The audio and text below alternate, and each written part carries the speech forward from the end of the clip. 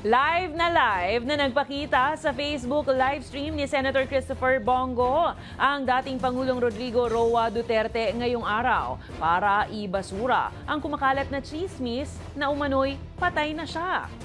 Ilang videos kasi ang kumalat nga sa TikTok ukol sa umano'y pagpanaw ni Duterte. Ang ilan may voice-over pa at graphics production na animoy galing sa isang news report.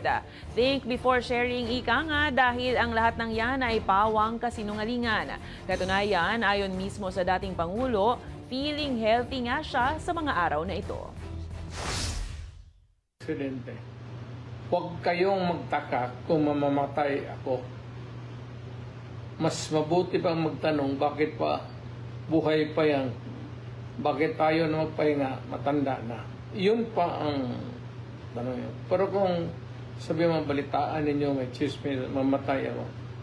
Lahat tayo, ikaw, ako, lahat ng kaharap ko sa mundong ito, mamamatay tayo. At feeling ko, hindi naman ako mamamatay ngayon kagad.